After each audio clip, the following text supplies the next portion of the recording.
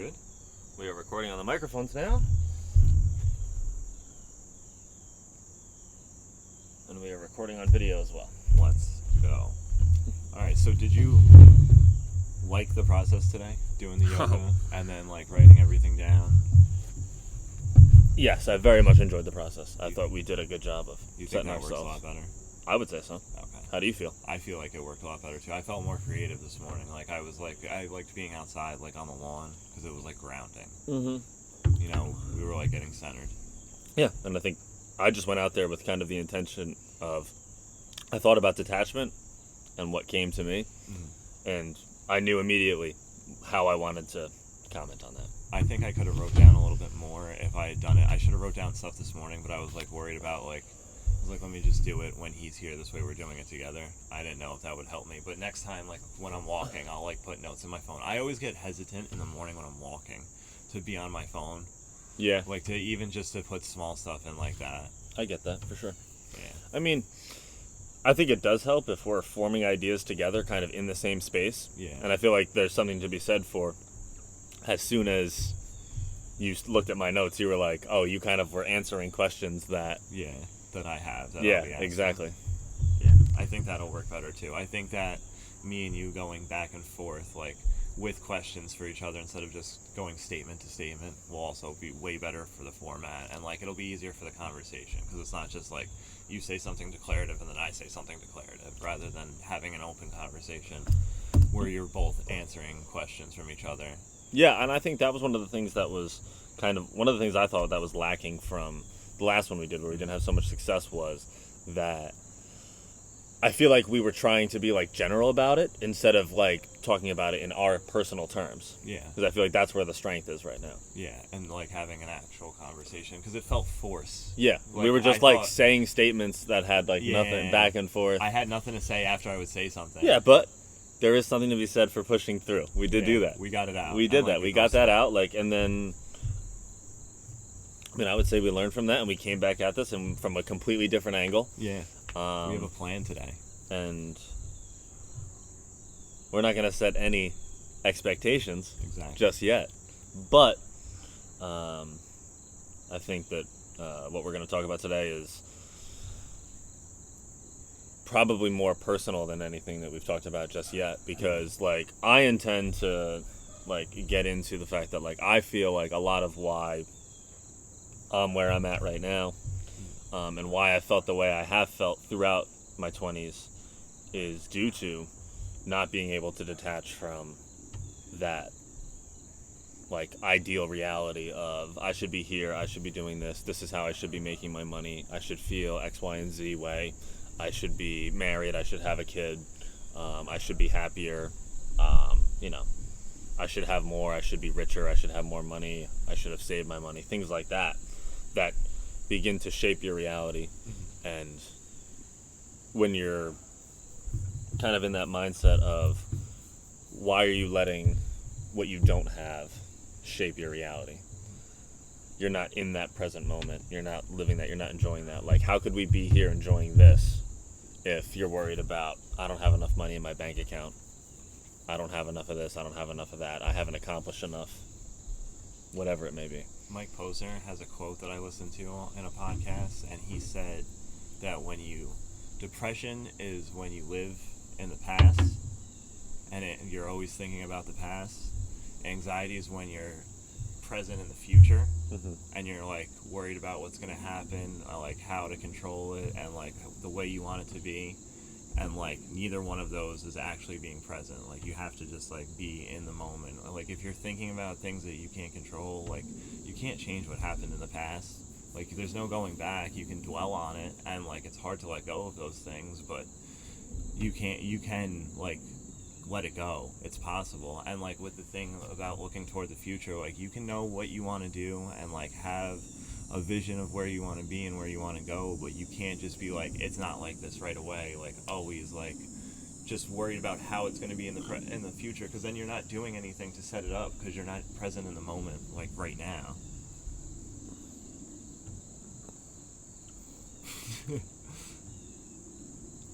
How do you feel today? I feel really good today. I feel like it's gonna go really well too. Like, I think, because like, he talked a lot about like energy and like attitude and stuff like that, and I feel like doing this is making me more and more aware of like, where am I at in my head, and where do the best things come from?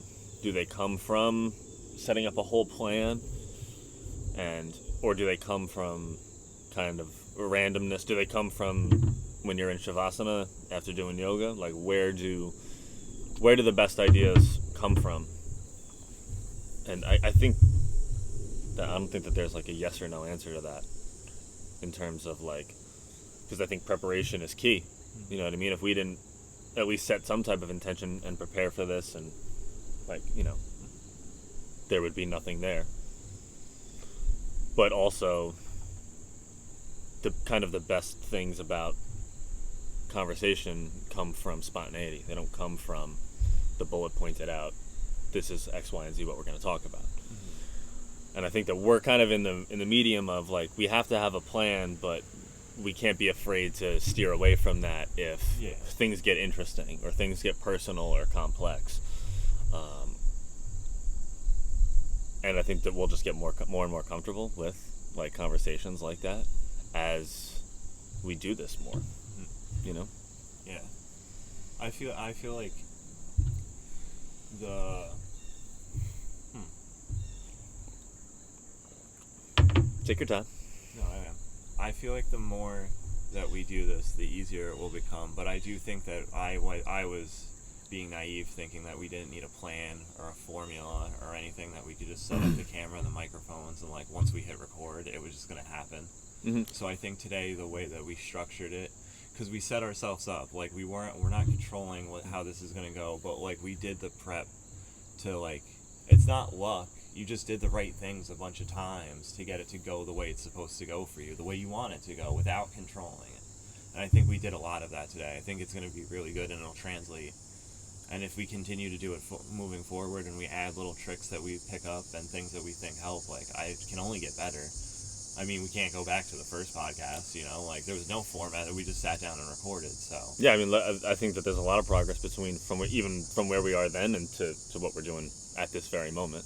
Like, even just in the setup, and anything that you do enough times becomes easier, Yeah. And I think it's amazing how much we've learned just in the course of, when did we start this? Like 3 weeks. When did you quit your job? Like 3 weeks ago. 3 weeks ago? Yeah. But like, I have also, like, people asked me if this is something like spontaneous, and I said like, we kind of have been talking about it for months. Mm-hmm. Like, ever since you texted me about that when you were on that mushroom trip. Mm-hmm. Like, and I think the idea was probably even there before you said it. But when you think about, how long ago do you think that was? That was maybe in the spring? That was probably, I stopped drinking March 26th. That was like, I waited probably a month and a half to do mushrooms. This way I would like fully feel it. It was after my birthday, after I got back from California. So like middle of May. Okay, and now it's the end of August, and we're on episode 4. Yeah. Put it into motion. I thought about, ever since I started really listening to podcasts and getting into them, I thought that would be something that I'd like to do. Mm-hmm. Just because, for the experience, like, it seems when you listen to a podcast, do you not feel like they're having like a therapeutic conversation? Yeah.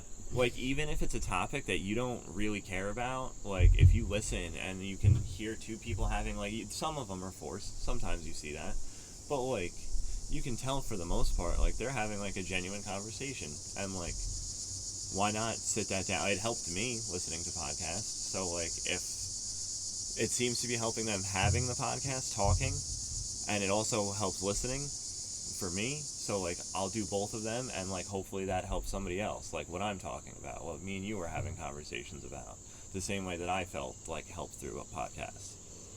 Yeah, and I think that's important to like, the end is always in the beginning, so like we can always go back to like, I feel like there's so much in that first conversation that Don't worry. Eventually we will put it out. But there's so much in that conversation that is like could be so many different episodes. Yeah. For us to touch on, you know. I mean, that was a really raw day. Like it was it was this first Sunday that I wasn't going to work. Mm-hmm. So I quit on Thursday, and Sunday we recorded the first podcast, and we had no clue what we were doing. But I told you afterwards, I thought it was like one of the best conversations me and you had ever had, because like we were just talking, and it was like we recorded it. It was a conversation. Like maybe we put a little bit of pressure, but like I didn't feel any. I was just like, fuck it, like let's see what happens. If this doesn't work, like we know now, like, but we tried it and I enjoyed it. I thought it was a good talk, like. Yeah, and I think we both know that there's like a sweet spot, a comfort zone, a flow that like we have to find. And like I think each time we do this, it'll be a little different. I kind of feel like we're on it right now. But we're certainly on the right track, because it's just like, how can you let go and just have that conversation? Yeah. Get personal, get down to it. Because ultimately too, like once we have guests on here, we're going to want to be putting the plan into motion as well, but we're going to want to still maintain that spontaneity with people who like, you know, bring out the best in our conversations. Yeah. You know, if we make those things super structured, like I say, we try to get the best we can out of that. Just be loose. To let that just flow, you know. And every single time that we do this, it's going to be easier and easier for us to find that, and for us to put less pressure on, because like when you think about it, I think you put so much pressure on yourself, like in the beginning of stuff like this, because it's the only thing. So, for us, like the first one we put out, like it can kind of only go up from there. So, if we just, it's actually what I'm trying to say is that like every time that we record an episode, there's less pressure, because whatever we're doing and what we're saying is spread out more and more. So when there's one episode, it feels like this has to be so good because this is the only thing we've put out. But now we're on episode 4, and you start to be like, well, that now there's going to be hours and hours of me speaking and talking, and you realize that you just let go, and that not everything has to be like this profound moment. You just kind of have to live in that present moment, and that's where you find those moments, though. I feel like at the beginning of things, there's this pressure to be like, I don't care what other people think. And I feel like a lot of that showed last episode. It was trying to not like prove a point that I don't care what other people think. Yeah. And for me, that made it seem so unnatural and such a forced conversation, and I didn't really feel good about like the conversation that we had, but we put it out anyway, just because you do have to just like let go. I also you can't think about thinking about not caring what people think, you know what I mean? You gotta just do it. Yeah. So I feel like from where just last episode to here, like we're already making a good stride forward in that. Yeah, I mean, there's like I said, there's like a sweet spot. Me and you know this. We've been having conversations like this since we were 15 years old. We know where that conversation is. That's what people want. The more we do this, it'll be easier and easier to fall into that lane, you know? And we'll find like what kind of like style, what works best for us. How can we help? How can we comment on things, like, and that's not even a self-important thing. Like, how many people have reached out to you and said like, it's really cool what you're doing, and you're out there, you're being vulnerable, you're talking about things that not everybody, especially men, are talking about, which is, you know, being vulnerable, being open, getting anxious, leaving your comfort zone, feeling insecurity, not feeling good about yourself or feeling judged. Like, these are things that we all go through that a lot of people choose to say aren't there, that we're just looking dead in the face and being like, how do we deal with this? Yeah. So I feel like that's a good spot. So, hey, how are you? Welcome. This is a conversation we're having Can today. I do my clap here? Yeah. Point your microphone towards me real quick. Don't even worry about the clap. No, it has to be. I just want it to be easy for us to sync it up. Okay. Alrighty. So This is episode 4 of Who Thought We'd Be Here. We have a plan today. We got kind of a plan. A plan. Yeah. A plan.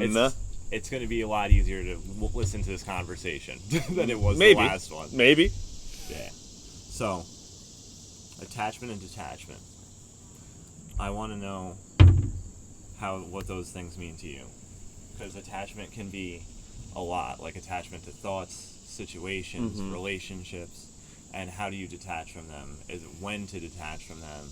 And like, along that nature. Well, I think that when I think about attachment and detachment, the first thing I think about is relationships. That's an obvious answer. But also when you think about detachment, which is just like detaching from whatever outcome or expectation that you have about how things should go and should be, that can be very micro, down to like, I expect, this thing to go well today, or that can be, I expect to be this successful by this point in my life.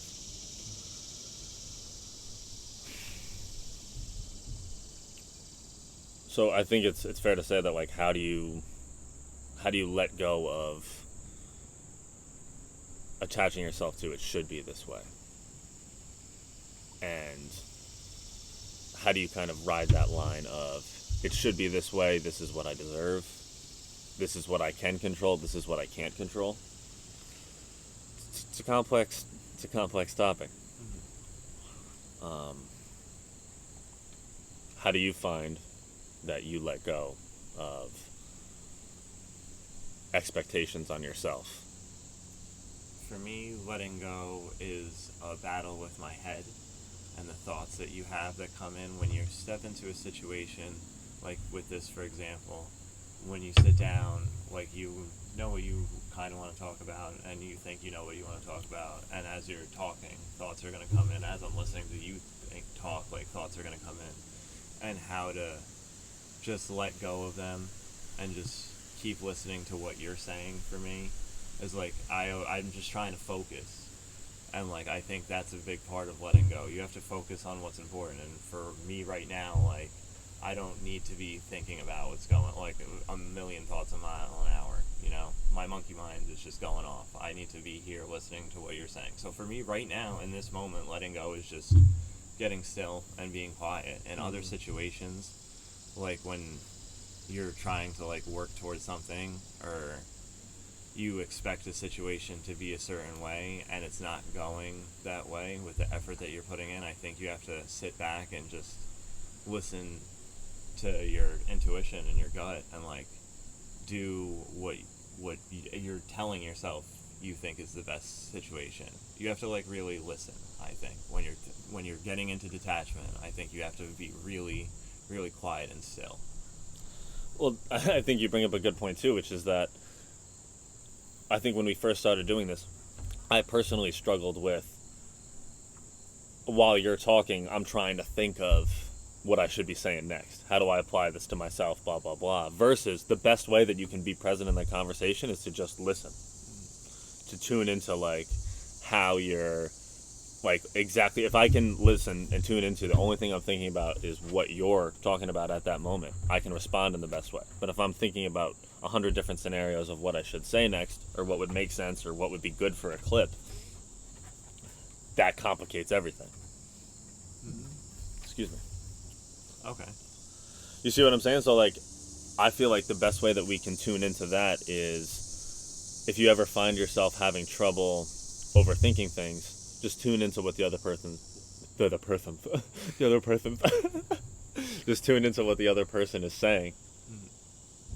And if you really, like, actively listen and try to articulate and understand where they're coming from, and if we can create something where we're both doing that, and we're both in that present moment, in that flow of conversation, who knows where we'll be able to go.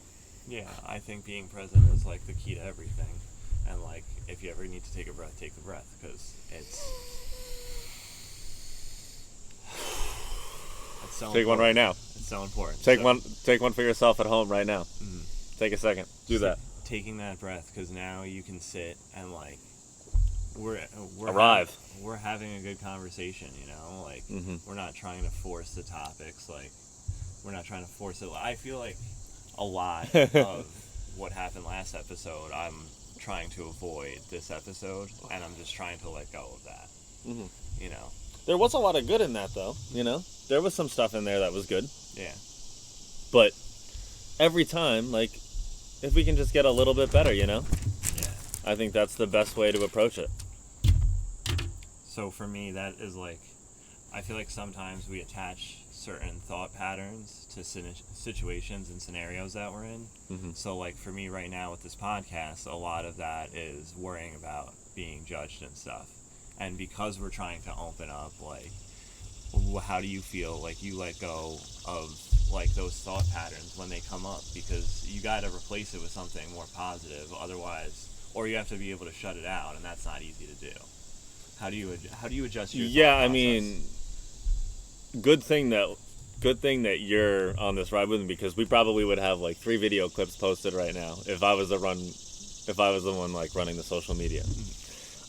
But now, like, being here at episode 4, like I said, I think that it just grows more, and you worry less and less and less about how you're going to get judged, because now there's more and more of this stuff coming, and like we're only going to get better with it.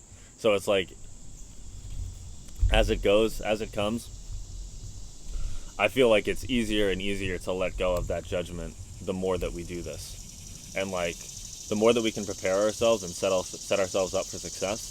That's where, like, the real good is going to come from in this, which is that, you know, we want to help people. We want to access those places that people are scared to go.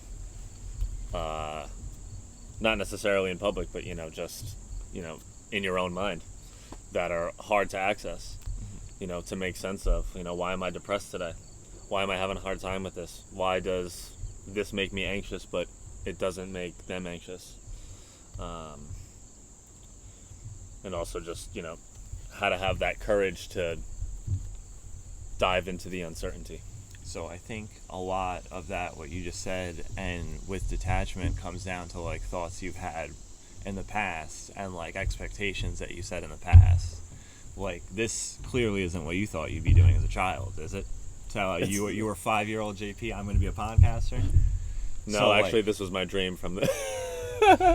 No, it definitely, like, I didn't even know what a podcast was until a couple years ago.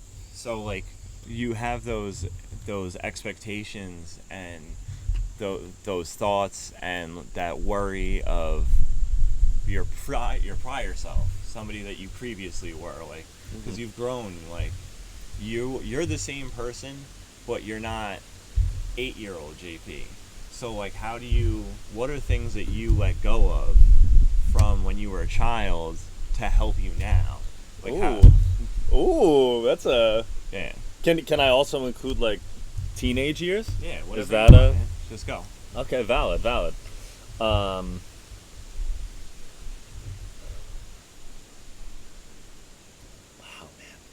You're hitting it. Because you set the bar so high Yeah. as a child. You and go, then, like, yeah. you're living, and you're like, why am I not playing shortstop for the New York Yankees? Like, you can have dreams, Yeah. and it's good to have dreams and a goal to follow, but as you get older, you have to do what's more situated for you. Like, we're both good at talking because we work in service industry. You have to talk to people all the time. So this correlates to that, and that's a skill that you have, and like, as an adult, like, you can use that. So, like, what are you trying to let go of, like, goals-wise and expectations from when you were a kid to, like, so you can be better in the moment now? That's such a good question. That's kind of like exactly what I wanted to talk about, which is that how do you let go of when you're, you know, when you think that, like, oh, I'm gonna be pitching in the major leagues, or I'm gonna and even if you break that down to things that are more accessible, that are like, you know, I'm gonna have a family, I'm gonna have X, Y, and Z. By the time I'm this age, you know, I'm gonna be married, I'm gonna have this spouse, I'm gonna be this percentage of happy, I won't have this wrong with me anymore, or I'll have solved that issue. And then you realize when you're 30 that, like, none of that was, you know, you're not there.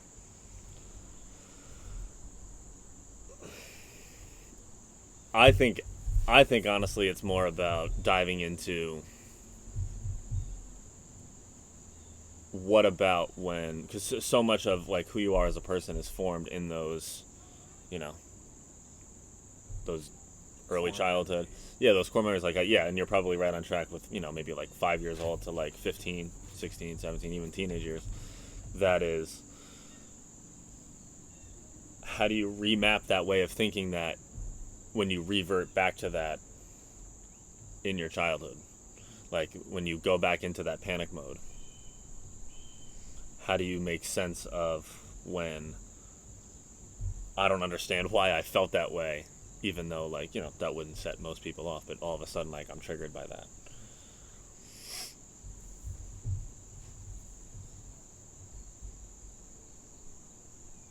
And maybe it's just like a matter of fatigue for me, which is that, like, if enough times you go through something expecting it to go, like, really well, and then you come out the other side and it didn't go the way you thought, but you're alive, you do that enough times, eventually you start to get more comfortable with the idea of, if it wasn't meant to be, it wasn't meant to be. Whether that's a job or a person or, anything. How do you manage that expectation? I think for me, I read Living Untethered. It's the second book from Michael Singer, the one that wrote The Untethered Soul.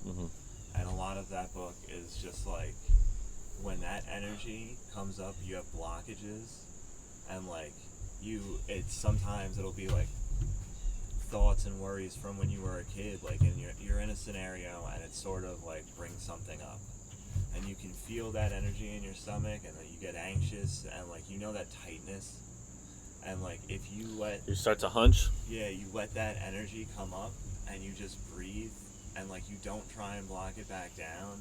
I feel like after enough repetitions for me, like with stuff, like if I was in a scenario that I was uncomfortable in, like, and it was from a past situation that had occurred, like something like just triggered that in me, I would try and just like, he talks about feeling the constant flow of energy inside of you coming upward and like in between your eye, like your third eye, and like I would try and just not be like, I can't change that, like it already happened, like block it, because that's blocking it, you're pushing it back down, so like it's gonna stay there, and the next time you're in that situation it's gonna come up. I would try and just like focus on that feeling and let it come up and just let it go. And the more times I did that, it happened a lot while I was in California. I would just sit outside, and like when I would meditate in the morning, I was just so at peace there that like I would feel things come up and worries that I had, like stuff like this, like being open and talking, like I would have those worries, and like I just let it come up and just go. Reading that book was like very big for me, and I feel like that's a big part of detaching, is like letting go of the worries and the thoughts that you had when you're in a situation from the past. Yeah, and I've been reading that Breaking the Habit of Being Yourself, and it's talking about how breaking that kind of pathway in your brain that instead of going to, this is how things have gone for me in the past, it didn't work out well, I don't like that, to what could this be? How could this happen? How could I, how can this be good? And when you start to look at anything like that, it starts to be like, it's much easier to like make that decision to be better for your future self. Like to, if you know that those small habits are working towards that future self. But if you're living in that past mindset of things went this way or that way, you're never going to progress past that. If you don't go out there and kind of like grab that uncertainty by the throat and just figure it out. Yeah, I agree. And I wanted to talk too about how like it's amazing how our expectations can kind of grasp the reality and define that for ourselves versus living in what you're actually doing and enjoying and finding that. Because, it's not by accident that you hear all the time people who are super successful at the top of their fields who still aren't happy, because even when they get to that point, it's got to be more. You need more. Versus if you stop desiring that and continue to just be present, and whatever comes to you. And if it's something bad or good, you really don't know that. You really can't define that. But if you're always kind of never satisfied, you'll never figure that out. You'll never be able to like enjoy right here, and like we'll never be able to enjoy being successful at some point if we don't enjoy this point right now and go into it with the right intentions. So, and oftentimes like what people think is their own expectations is oftentimes something put upon you by other people in your life or society itself, that would expect to say that, by the time you're this age, you need to have a house. You need to have a spouse. You need to have a solid career path. You need to be growing in your field. Whatever it may be that is defined as that. But then you look around and you don't have those things, and you define yourself by that. How are you going to be happy with how are you gonna be satisfied with the small wins? How are you gonna be satisfied in your relationships with the people that love you if you're always kind of like grasping at something that is always it's like you're on the hamster wheel. You're going over and over and over and over. And it's no mistake that people who are at the top of their fields aren't super satisfied with their lives. Because it's like, oh, once you're at the top of your field, no, now I have to be number one. Well, now that I'm number one, now I got to be number one in something else. I think that mentality never stops. I mean, I think it kind of depends. Like, you can be super successful and you can be happy. There's people that do it. I mean, I know you're not saying that there isn't. No. But I feel like it's being in tune with, like, the bigger picture. And, like, that's the real goal. Like, if you let go of the expectations that you were brought up in, and you kind of relearn yourself and like what you expect from yourself, like what you want, and you go after it, and like whatever it might be, like if you go after what you want to do because you know what you want to do, you're always going to be happy. And I think that's what we're trying to get at. Like I just know that like whatever I do, as long as it's helping other people, is like what's gonna make me feel good. Because like my whole life I worked in restaurants and stuff, and like hospitality is like, it's literally taking care of other people, and like it's not in my favorite way because not everybody's appreciative, you know. Yeah. But like if this podcast helps people, like that's a big win for me. Like the business that I'm trying to do, like if I can help somebody else get their business going, like that's a big win for me. Like those are the things that are going to make me happy, not this standard that's set by everybody else that everybody else is trying to follow, like you said about like where I'm supposed to be in life right now. Because like why do you want to be marginalized into like that demographic of people, like because those people don't seem happy to either mirror you, like so why just let go of that expectation and trying to be there, and just live what makes you happy, and find that. Take the time to work on yourself to get to know what you want to do and what you want from life. And like if you have to worry about what other people are thinking about it, like that's fine. Everybody's going to go through that. It's natural. But you have to worry at the end of the day, the most important person is you. When you die, it's just you. When you go to sleep at night and you're sleeping, it doesn't matter. It's just you by yourself.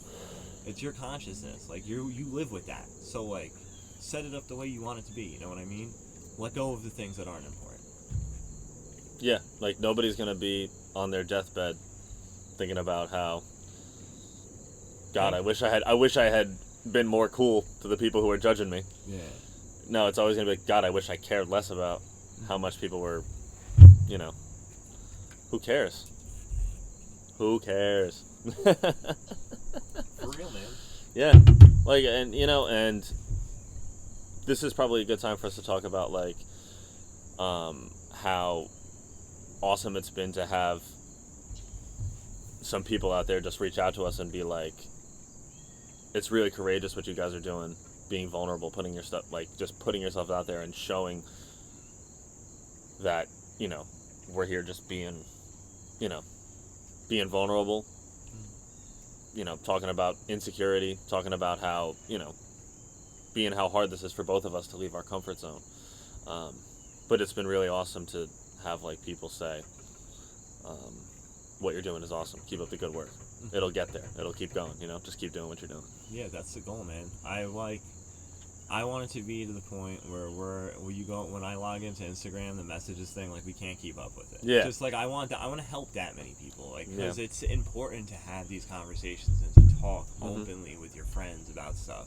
It's so like easy to get lost in your head. Like I know you went through a really depressing time in your life. Like I've gone through it too. Like you're not where you want to be, and you have these expectations and these build-ups, and like it just makes you so unhappy. And then like you get depressed and you just can't get out of that funk, and you don't know why. You have to like sit back and really just be like, I need to let go of what's going on and just do what I think I should be doing. Because at the end of the day, like that's what you were supposed to do, because you're gonna fucking do it, man. You're gonna do it, and like that's the way that it's set up to be. Yeah. You know, you don't know it right now, but what you're gonna do tonight, you were supposed to fucking do. Like if you have chicken parm for dinner, you were supposed to have chicken parm for dinner. You know what I mean? Just the way it is. Stop trying to control things. Yeah, and that's and I think when I feel like expectations revolve around the external that are out of your control, but you have so much control over the intent that you place into the things that you do. We have control right now. Yeah. You know, right here, like to do this at least. You know, to go out here and do this and put the intention out there that like if you're alone, you're struggling, you're going through a rough patch. We've been there. Yeah. We know. We really, really do. We really, really do. And we don't take the term "who thought we'd be here" lightly. You know, like this. You know, this very easily could have gone a very different way. And we're just grateful to have this platform and have the support of the people who are close to us. Yeah, man. Wake up in the morning and just say thank you. Just to say thank you. Just say thank you. I write it in my journal every morning. Thank you, universe. Just wake up, because like if you start being thankful and grateful for what you do have, it makes it a lot easier to keep looking forward. Yeah. You know, and you got to keep moving forward, especially when you're in the fucking trenches and you're trying to get out, man. Like that's the time where you got to just like wake up, start just being thankful that you fucking woke up in the morning. Well, I mean, doing this, man, like it's just another reason to put positive energy out there, and it's been uplifting too to have like when people come in and are like, yo, this is so cool what you guys are doing, like we really appreciate you, like for saying those things, or just, you know, just putting something out there, creating something.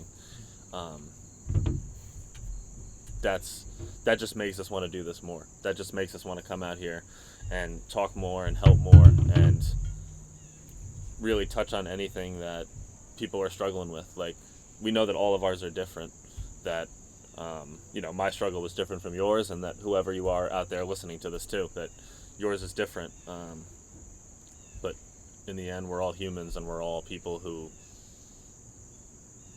we're just trying to get there. You know, we're just trying to we're just trying to get home, I guess. Is that the right way to put it? We're all get home to ourselves. We're all having our version of the same experience. Everybody says I did this. You, like, I say that you do something, but you say I. Like, we're all I. Yeah. You're just all We did together this. in this, man. You're all just having it's the same spiritual We're not person. doing this. We're doing this, Yeah. you know? All we're having doing a different this. experience. It's the only difference. We're all the same. You know? Absolutely.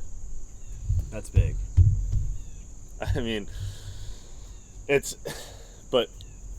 think it's a good point on, we're putting that energy out there, and when you put that out there, that's going to come back to you in some type of way. And, you know, right now it's just within really like the people who know us on a personal level. But you know, realistically, like, we're trying to help anybody who is at that point of, how do I proceed next? How do I make sense of my own thoughts, my own feelings, my relationships, you know, my career choices? We've all been down that road of, I don't know what the fuck I'm doing. I really don't know what the fuck I'm doing. And I think we still don't know what the fuck we're doing, but we're hoping that this helps people this much. A little bit, right? We're right here, you know? Little by little, man. We're right here. You got anything you want to touch on? Any questions, topics? Yeah, absolutely. All right, man. Let's get into it.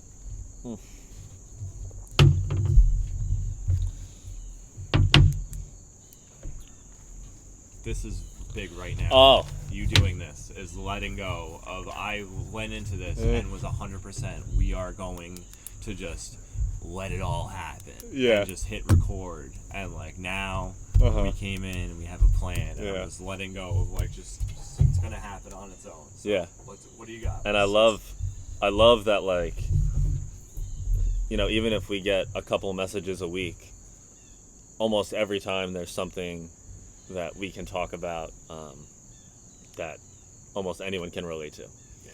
And I'm just going to throw this out there because, like, I feel like it's a good topic to talk about, and somebody reached out to us and said this.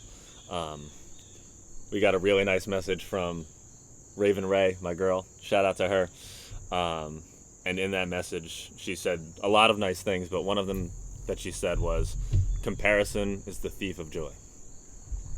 And as someone personally who has lived that reality for, you know, most of my life, which is you're comparing yourself to how successful somebody else is, what somebody else has, how good somebody is at something, whatever it may be, and how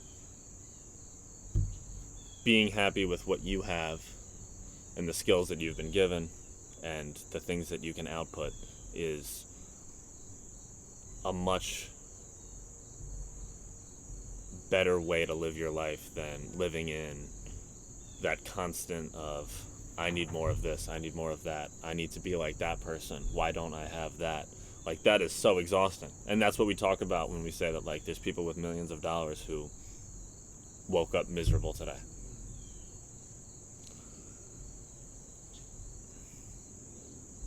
Is that something that you always really catch yourself doing, comparing yourself to other people? I mean, over the last couple of years, I've gotten a lot better at it, but I can certainly say that throughout, even back to being a teenager, all the way through my 20s, you live in that, what I should say is, like, you know, a lot of people have, but I lived in that constant state of reaching at what I don't have versus being grateful for what I did have, you know? How many times did, you know, in my younger years I spend, you know, getting caught up in a momentary problem versus being grateful for, you know, the amazing friend group that I had who was supporting me through that. How much time did you waste, you know, getting caught up in, I don't have this, I don't have that, you know, I wish I had,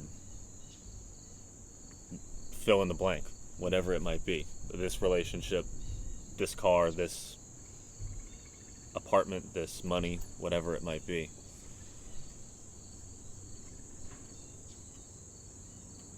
And how do you, like, zoom out and say to yourself, I have so much to be grateful for. I have an amazing friend group.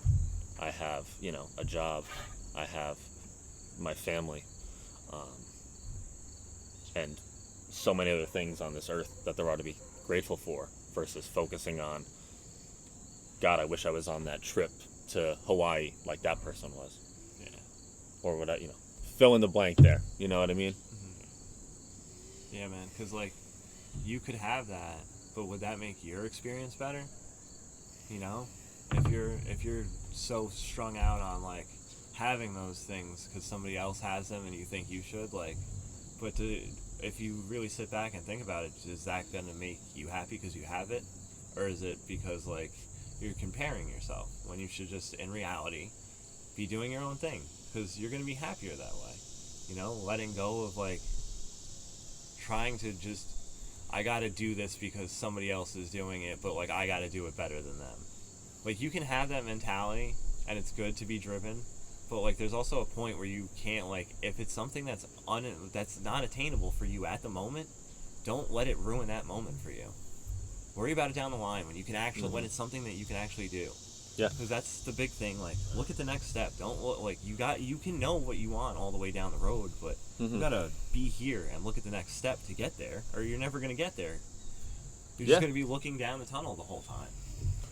Yeah, and I think that this problem is more prevalent nowadays because of the social media appearance. I've been to this place, I have this thing, culture pounded in our face year after year after year after year now starts to take a toll, and you say like, oh, well, why don't I have that, the money to go on that trip or to do whatever, versus, somebody might say, you went to that, that beautiful place in Greece, you got this beautiful picture, but did you live in the present moment and enjoy the view, or did you just post a picture on Instagram and then go get drunk later that night? Right? It's never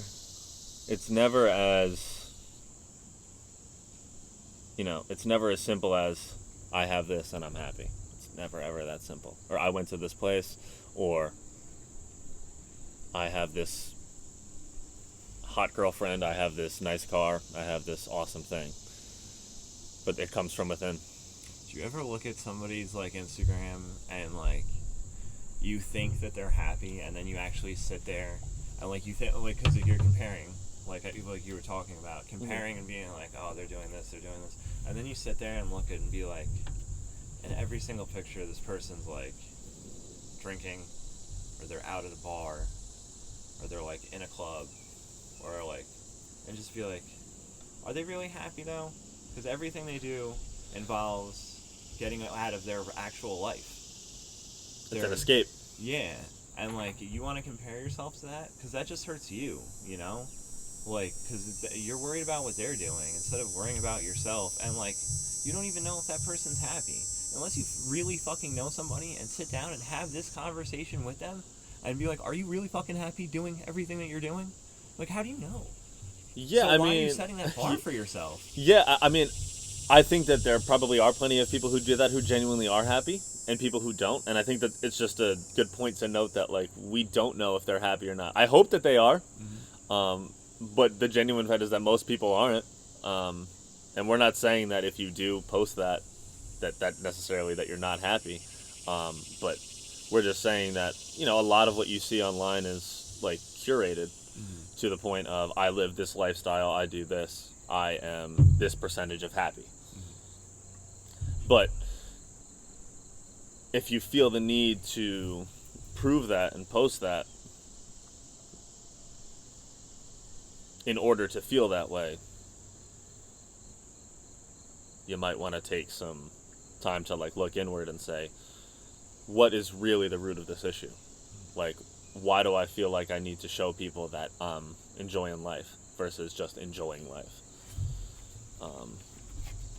Because the fact of the matter is that there's plenty of people who live that lifestyle who you would have no idea that they do, and they're plenty happy, and that there's plenty of people who we do know and they are happy, but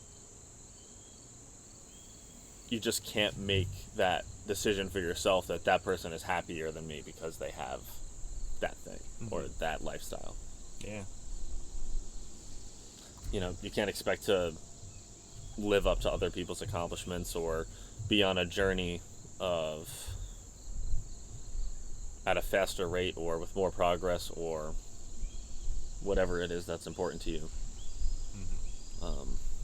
without going through it and experiencing it yourself and finding out the point of that.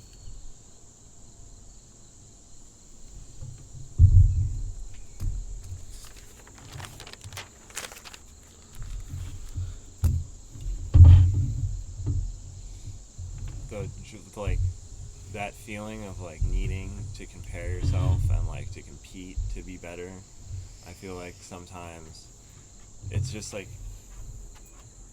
it can be a very big downfall for you, like, in your soul, because like you're doing something that's so ego driven. You're trying to appease your ego by living up to being better than somebody else, and at the end of the day, like, if you just let go of that, like, you wouldn't care what anybody else is doing, and like, you wouldn't care how you felt.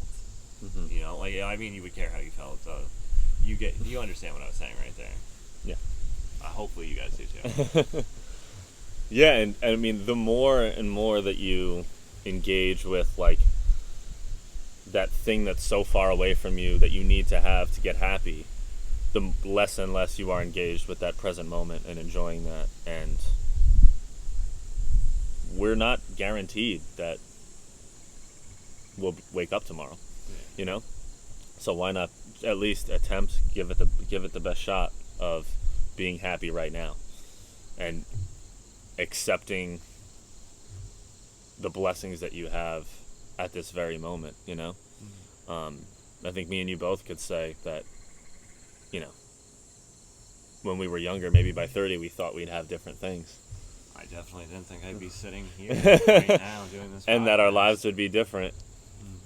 But this is our version of trying to get to that present moment, access that part of ourselves that, you know, was lacking for a long time. And it's like, how can you possibly, like, you know, be there now, enjoy that, if your thing is always, the grand scheme is, I have to get to here, I have to accomplish this, be this person, blah blah blah. It, you know, you can put it a million different ways.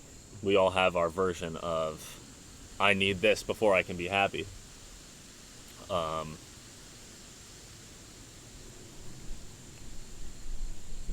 There is no finding that, right? It's either taking what it is for now, or always grasping at that. Yeah. What else you got written down over there? I got lots of things written down. Spit, man. This is episode 4, structure. All right, so this is one of the things that I really was thinking about today during yoga was, like, that practice that we were doing was very, very slow. And you seem to, like, really be embracing that. Yeah. You really, really embraced that. But I don't know if you took any peeks over at me. You were very fidgety. But I was modifying everything. Because, like, I thought that I needed, like, a restorative one, but really I needed to, like, get moving, get the mind active. And as soon as we were, like, sitting in the same pose for a couple times, or for, you know, moment, you know. Yeah, the one shoulder opener got me. I was like, come on, man. I was like, we got to get going. I got shit to do today. Yeah. I did, like, have that feeling. And at first I started to be like, well, why can't I just slow down and accept this? It was all about detachment today. But then I also, I thought about detachment, and I was like, okay, well, let me detach from what this yoga is supposed to be, and let me make it my own so that I can feel better, you know? And so I started to modify all of the poses to, you know, what I felt like my body needed versus what she was just saying. Yeah, I saw you in a twist. Yeah, I was doing, you know, I was kind of just, like, modifying and doing it differently. So then I started to think about that in terms of how we adapt to the things in life moment by moment when they don't go the way that we plan them. We all have an ideal of what things should be or how things should go, and that can be in a grand scheme, or that can be like, I hope that this meeting today goes well, or that this podcast records well, or blah blah blah, whatever it is. And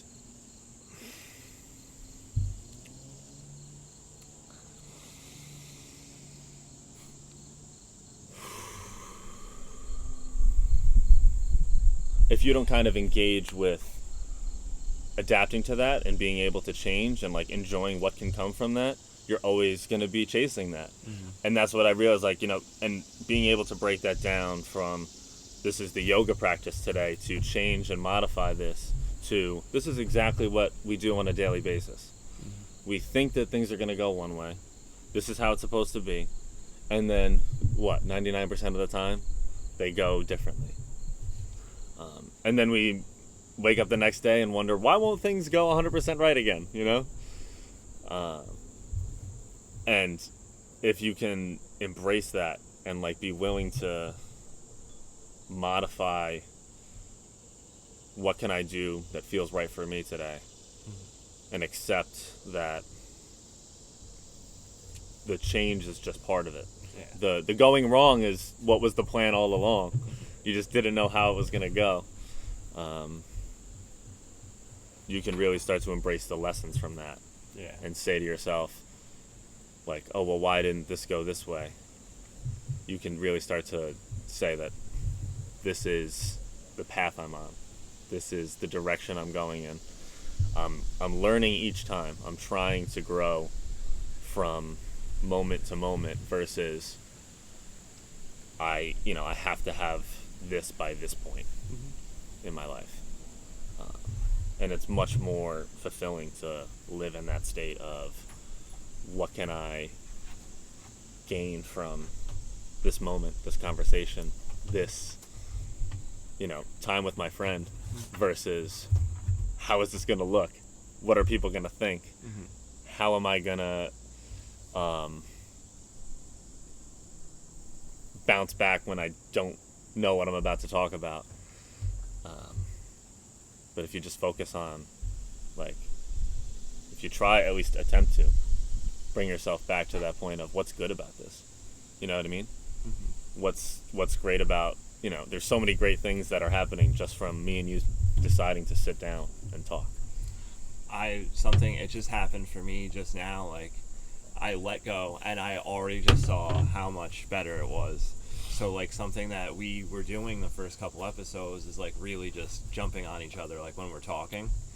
And right there, like, at the beginning of what you were just saying, you kind of, like, we took that breath, because you needed that breath. Mm-hmm. And instead of jumping in to try and save airspace and, like, time and have somebody talking the whole time that we're recording, I just took a breath with you. Yeah. And let you finish, where you got into another spot where you needed a breath, and we both took a breath there. And then you really got to finish all the way through. And for me personally, that already feels like such a big, like, I can go after that feeling now, like, not jumping on you when you're talking, because this is a way smoother conversation mm-hmm. than anything we've had already, because we're just letting go of, like, yeah. We don't have to fill every single second of this podcast with conversation. Yeah, and what feels like hours to us, that is like a couple seconds of silence. That is perfectly normal in all sorts of conversations. Yeah. Like, you can feel that, like, we're getting more comfortable just being here. Yeah. And falling into that lane of accessing, this is what we feel about this topic. And it's honestly, bro, we can just acknowledge it right now. This is a great feeling. Yeah. This is really nice. I feel like for a long amount of time there, we were just flowing and having good conversation, and there was no, like, but this back and forth, like, we've really even in just a few episodes grown on how to do this in a way that is beneficial for both of us, that is good for you guys to listen to. We're becoming conversationalists. Is that a word? Is that a thing? Yeah, right. It is. And it's a good thing. And I was thinking about this when I was talking with my therapist. One of the most important things that you can do in terms of, like, Lola, you okay? Come on, girl. You okay? That was a big nap. I'm choking. Yeah. Dad, are you guys still talking? You okay? I've been sleeping for hours. I forgot how brief. Yeah.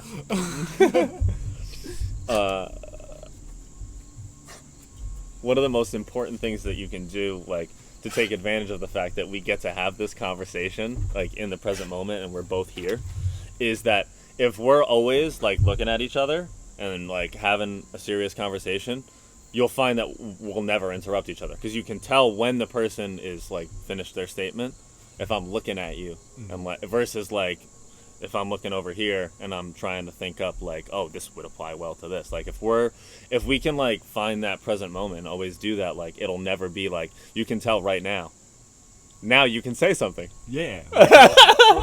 We're right here. Yeah, exactly. That's actually, you know where I learned that? That's one of the first things I learned when I was doing improv. Oh, really? Is that, like, if you're always looking at the person, you'll be so in the moment that you won't have the problem of, like, talking over them. You'll feel when they're looking to you. And if you, like, can find that. Yeah. We're just take my breath away. Down, down, down, down. So you got anything else over there? Well, yeah, that kind of segues from what I was just talking to, which is that, like, if you can give yourself that ability to, like, set goals almost, like, that are accomplishable, like, within the next moment, you know, versus getting caught up in, in 5 years I need to have this, in next month I want to be here by this point. It's so much easier to find, give yourself, and you can expand upon that to, like, say, give yourself goals that are so within your control that you just cannot make the excuse of, this fell out of my control. You know what I mean? Written down in my journal is, like, my 5 things that I write to do every day. Literally 5, the simplest things, because I know I'm going to accomplish them every day. It's such a good feeling. Meditate. Do it as soon as I wake up. Read and write. I write in the journal, so I'm writing right there. And then I read, like, one of my books, The 7 Spiritual Laws. I always read a chapter from that. Walk, run. I always take the dog for a walk, because I have to. She's got to go out. The run I do on my days when I'm training. And then stretch, which is 10 minutes. A basic stretch you can do in 10 minutes. You want to get a really deep stretch, spend an hour, go for it. Like, depending on the time I have for the day, that's what I'll do. And then, like, just work out. Like, so if I could do 10 push-ups, I accomplish that. I don't have to go to the gym and work out for an hour and a half. Because in my mind, I already checked off workout today, and it's 9:30 in the morning. So now I can go do whatever the fuck I want. One of the things that I learned from reading Green Lights, the Matthew McConaughey book, was don't just put things you don't want to do on your to-do list. Put, like, the fun things, the things that you want to do. So if that's, like, I mean, realistically, it can be anything. Like, what's something that, like, you enjoy doing? I love to meditate now. Yeah. Like, that 10 minutes of silence, the 10 to 20 minutes that I do every morning, like, I love doing that. So, like, at first it was a task, because, like, it's hard to sit there. But as you do it more and more, it becomes easier. And, like, that's... But it's building that habit, which is, like, for instance, you're going to have to wake up and walk Lola every morning. Yeah. That's a fact. But if that's at the top of your to-do list, you're already basically crossing something out. You're showing yourself that physical act of, I did this. Even though you have to do that. A lot of people go through things that they have to do and don't enjoy the fact that they have accomplished that task. Yeah. And they get caught up in, I still need all of this to do, but, like, it's much easier to do those harder things, maybe those things that take more time, more of your energy, if you're crossing off things that either you already have to do or that you enjoy doing. I do those things in the morning, and after I'm done with them, I've accomplished something for myself for the day so early in the morning that anything I do afterwards, I don't have to do it, I'm getting to do it. And when I get to do it and I check it off, like the bigger list, something that's bigger for me to do, it feels so good because I already did the small things. Now I'm doing something that feels way bigger, but in reality, it was waking up to do this podcast today. Like, that was the biggest thing on the agenda. Yeah. Because I don't know what I'm going to do after this. I'm probably just going to chill. So, like, if I knock this off, like, it's going to feel so good when we're done and we're editing this. You know what I mean? Because I did those small things, and this was the big goal for the day. Well, this was your future self. This morning, where we at right now, is your future self, you know? But that was you all along. Yeah. You were setting yourself up for that moment to be successful that we're in right now. Yeah. That we're able to sit here and say, like, okay, we've gotten to that point where, like, we're locked in. We're having a great conversation, you know? And that's what gets us to, like, I think that the more and more we do this, the more and more it'll help us lock into that present moment. And I already kind of noticed the help that it's giving me in other areas of my life, which is that you're thinking more mindfully about how you spend your time. Yeah. You're thinking more mindfully about how you use your words, how they affect other people, how you can, be a better friend.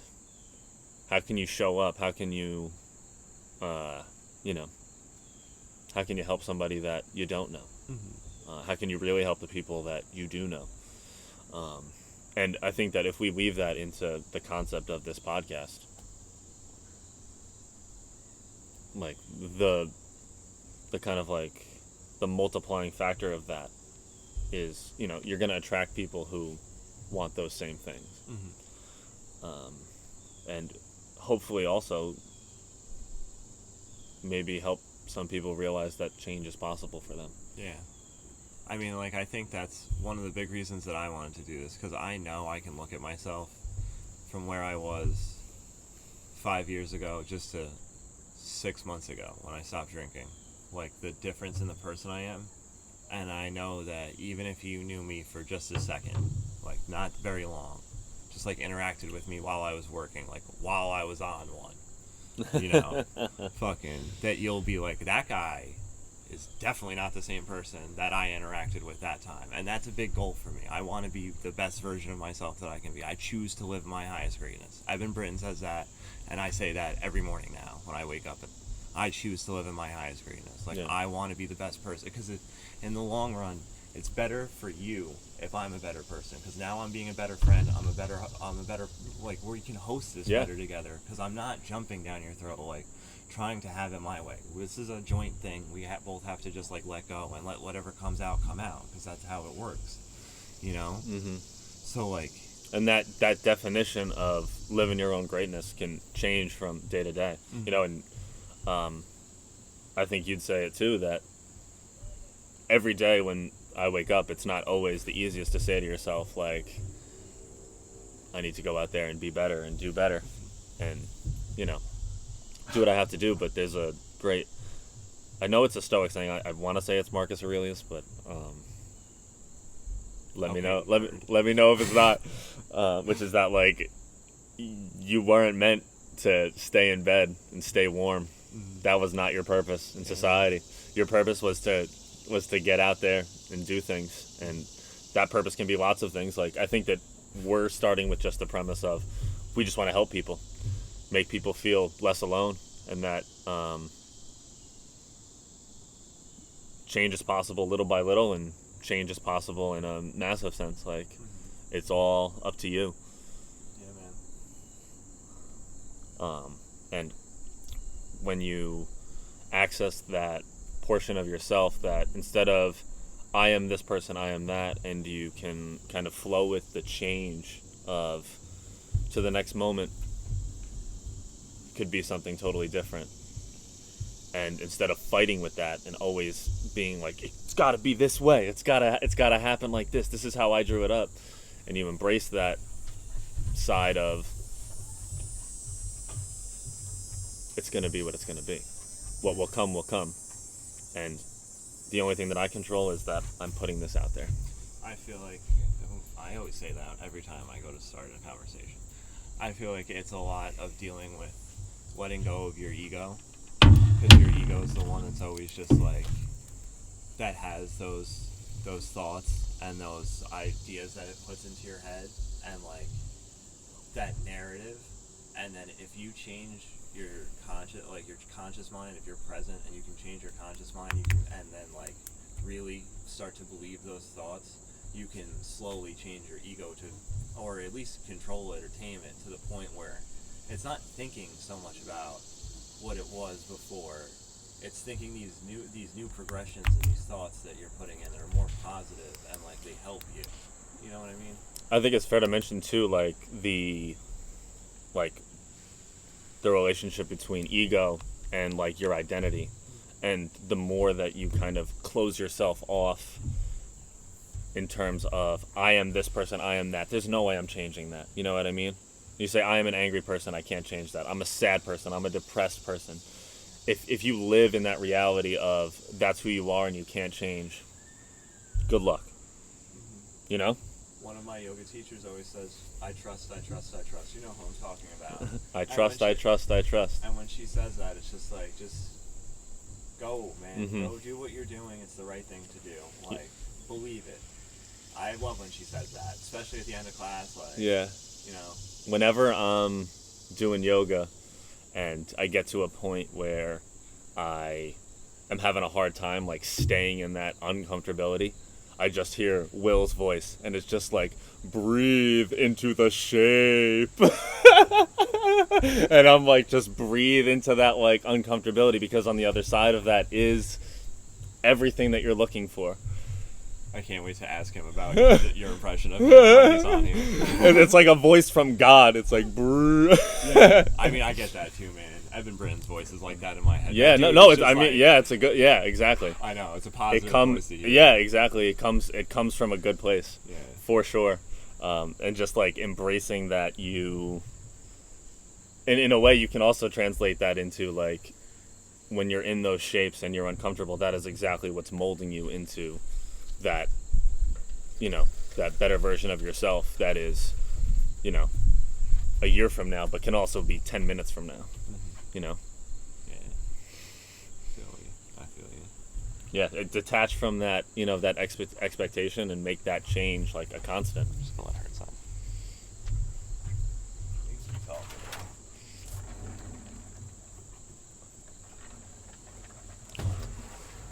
Yeah, and I mean, how do you quiet that voice of things need to be this way? I am this person.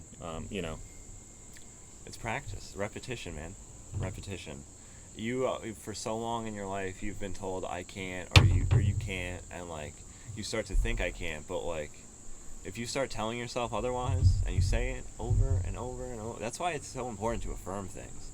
Like that's why when it's kind of like forcing yourself into, no, this is the way the thoughts are gonna go. Yeah, that's why I have Protect Your Garden on my arm, because you can't let those weeds get in there, man. You got to pluck them out. Like anytime that shit would come, like a bad thought came up, no negative thoughts here. No negative thoughts, man. I would say that shit to myself all the time. Yeah. Well, you can't, if you're always going back to that past, if you can't live in that feeling of it can be this way, you know, I can get to that point. If you don't believe that yourself, then you'll never get there. Yeah. And that belief, you know, is not an easy thing to convince yourself of, and starts, I think, with a very small seed, and can grow and grow and grow. But if you don't think it, why the fuck would anyone else think that you could do it? You know, like it, and like I said, it starts so small. Like when you first start saying it, you probably won't even believe it. Yeah, that's but a just big thing. If that's the case, then just write it down. If your thing is I wanna own a business that makes $1 million, just keep writing that down. Yeah. Keep writing that down until you believe it. Yeah. And I don't want to make it that it's as simple as that, but I mean that's the first step. Yeah. That if you don't believe it, why would anybody else? Yes, yeah, exactly. If we didn't believe that we could do a podcast, why the fuck would anyone else think that we could? Yeah. Like if the thought's there in the universe and it's like it has to exist, this, then it's there for a reason, man. Try it. Try whatever you are thinking about trying, and then stop trying and just do it. That's so big, man. But it has to exist there. You have to put it out there before you can do as many steps as you want. But like you have to put the thought out there that like I can do this. And if it's easier to make that goal small, like we easily could have made a goal of we want to do 4 podcasts. We'd already be here. Yeah. We'd be like, we accomplished the goal. What's next? 8? 12? 15? You know what I mean? Exactly. You know? But if you don't think that you can do that first episode, then you'll never get to the. I think that's why me and you both like were okay with like numbering the episode 0, 0, and then like 1, 2, 3, and then obviously this one's 4, because you know what? We got to get it at least to triple digits where the third number is not 0. You know, like I'd love to hit 100 episodes. Why not have that as a goal? It's just me and Okay. you hanging So out let's 100 just say times. it. Like, So let's just say that now then. All right. yeah. All right. I'd like to go higher than that. You never know. I mean, you never can. know. You know what But I at mean? but at number 4, on number 4, I think 100 is a great goal. Yeah, You guys want to see us go to 100 episodes? maybe. All right. And if you don't, we're still gonna do it. Why I mean, not? anybody who got to this far in, who's looking, I hope that they'll be the ones, and they'll still be here when we're at episode 100. Mhm. But we're putting it out there. We plan on being here. Yeah. We're enjoying this, right? You're having a good time? I'm loving this. You're having a good time? Yeah, I'm ready to get high though.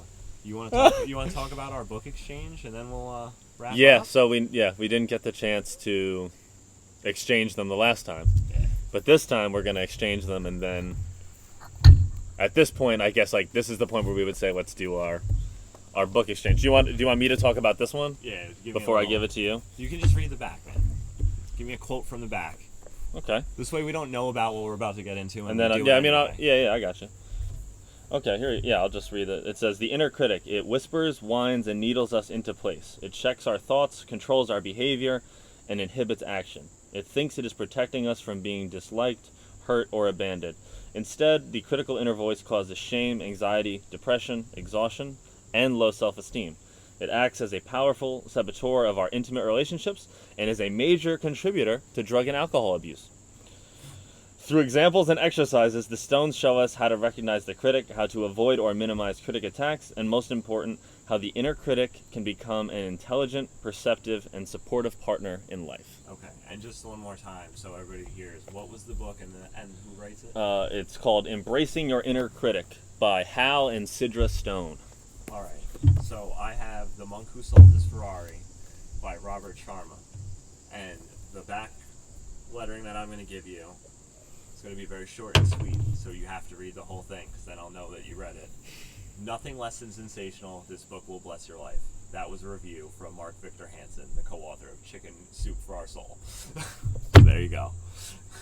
So I get a way less preview. That's fair. I mean, Yes. you gave me a preview kind of on the last one. The last one Yeah, we yeah. talked about it. So. All right, so it's funny. These both kind of have like the same color scheme. I have realized that, I don't know if anybody else notices this, but a lot of the self-help books that I have, Oh, I love The Alchemist. That's Yeah. a a lot of self-help books that I have are all in like this bluish to teal color scheme. Mhm. Like if you look at my bookshelf in my room, that's like a lot of the color of just the self-help books Okay. for whatever reason. I don't know if that's relevant, but There's probably some science in that. blue makes you want to work on yourself. Maybe. Yeah, I feel I do. I mean, I like blue. I'll I have to like go look at my. turtles. I'll have to go back and like look at my bookshelf when I get home and see like what color dominates it. Yeah, mine is I'll- basically blue. I know that off the top of my head, a lot of like the books that I have on film are black, and I wonder if that has to do with like A lot Fade of to the Black. cocktail books that I have are black. Hmm. I wonder why that is. I don't know. Why do you choose the color that Yeah. you choose for your book? Mhm. Anybody listening? Is anybody still listening? That was a generalized question. What's the science? There's a science to this color, right? Yeah, there's got to be. This All right, guy man. looks like the head coach of the Jets. Oh, Robert Sala. Yeah. Did you see Aaron Rodgers play last night? Oh no, you were working. Oh no, you didn't. Yeah, you did work last I night. worked with you. Oh shit! we both worked. Oh my god! I'm so present in this conversation. I can't even think about the Isn't that past. beautiful? All right, man. I feel like that's a good Um, spot to cut. yeah. Unless you want to keep going. I mean, I want to get high. I'm fading right now, man. You're a I'm fucking jonesing. Crackhead right now. It's No, nice that out. was. I kind of want to yeah, go for a walk too. Yeah. That was a. If you've come along with us this far, Yeah. Thank you. thank you so much. I mean, I feel great about all of that, and I Yeah. feel like the full episode soon on YouTube. Yeah. And as always, let us know what you think. Yeah, man. If there's something you want us to talk about, like if you identify with any of the stuff we talked about today, write us in the comments. YouTube, Spotify, Yeah, man. Instagram. You can DM us if you don't want other people Yeah, to see it. Like yeah, we understand for sure, this isn't yeah. easy to open up about. And We're here to help, though. yeah, and this is probably a good time too for us to say that like we have a few people in mind as our first guests that will be coming very soon. Yeah. Very soon we're gonna have people on We're here. gonna get on the who, phone with one of them today. Yeah. Well, it'll be nice to just have new perspective, you know? Yeah. We can keep this structure, but like be open about it, and like if they wanted to, like you talk about something mental health, like one question, and it goes off on a tangent about something else, you're gonna learn about whoever our guest is, because we don't know where the conversation's gonna go, and we're not gonna limit it. Yeah, for sure. You know, I want everybody to be open to coming on because they can talk about whatever. That's the goal. Helping people talk about whatever. Whatever, bitches. Peace. Bye. Nice, man. That was a really good one. Dude, that felt great. Yeah. Oh, that felt good. That felt good.